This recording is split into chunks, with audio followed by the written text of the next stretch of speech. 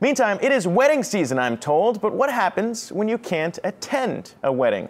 30% of people who declined a wedding invitation due to financial issues said it negatively impacted their relationship with the couple getting wed, according to a recent Bankrate study. So joining us now to talk to us about the do's and don'ts of wedding season is Bankrate analyst Kellyanne Smith.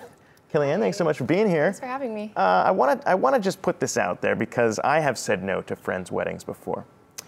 Do people really get offended by that when you say, I'm sorry, I don't have the cash? Yeah, they do. And I think it's just so important that we're looking at this. I mean, everyone always talks about the cost of a wedding for the couple, but no one ever talks about it for the guests. And what was interesting about this survey was we also talked to some experts, and they said it's absolutely acceptable to turn down a wedding invite if you can't afford it. Who is an expert?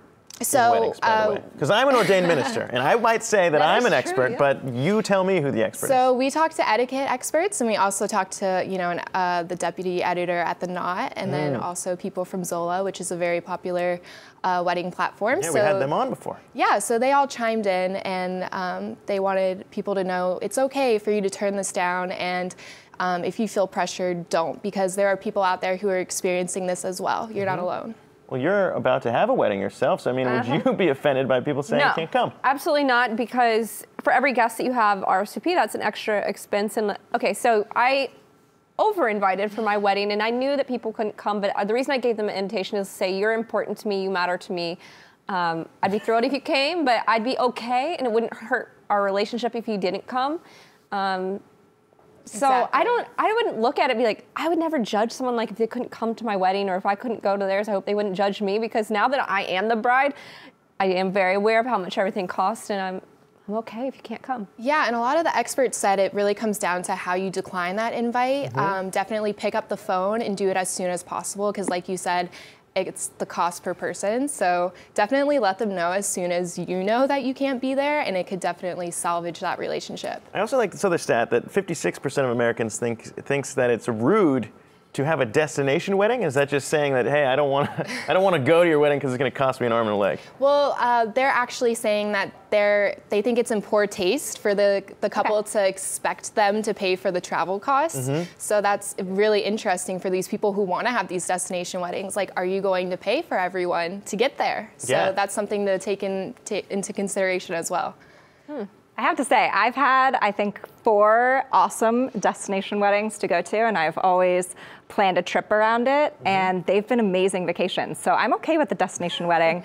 And I also think that it helps people avoid that awkward, oh, I can't afford it. Because if it's a destination wedding, it's a very expensive cost, and it's easier to say, oh, I have work. It's easier to avoid that, make sure that only the people that are closest to you that can afford it will come. Yeah. Right, and then if you find that a lot of the people that you invited maybe can't make it, some of the experts recommended having maybe a smaller, more intimate thing back home, so more people can celebrate with you. Cheaper. Cheaper too, We'll have a cheap meeting for the cheap friends, and then we'll have an expensive destination. I don't even know what qualifies as a destination wedding anyway. Yeah, how do you know? I'm getting married in a different state. Is that destination? Yeah, so anything where the guests are going to have to incur travel costs or accommodation costs, things like that. I think that's every wedding. Yeah, so no one in the Bahamas ever goes to a destination wedding. Invites only people in their hometown, because no one really, it's not like you have our hometown anymore. Like, I don't live in New York. Oh, I live in New York, but it's not my hometown anymore. Well, it's not, I don't know what I'm saying. It all gets tricky. Because all my relatives are not from New York, so it's just, and then you got to worry about those friends who you're just inviting to be nice, but you also don't want to come. That's not true. I do want them to come. It's just there's no pressure. Well, and also, I'm not doing a seated dinner, so I don't care. Fine. Yeah. They're probably not watching this show, too, if they're your fringe friends. No, they are. My friends do watch, and then they'll call me out when I say, like, oh, I didn't. Yeah. Better check your phone after this. All right, Kellyanne, thanks so much for being here, breaking it down for us.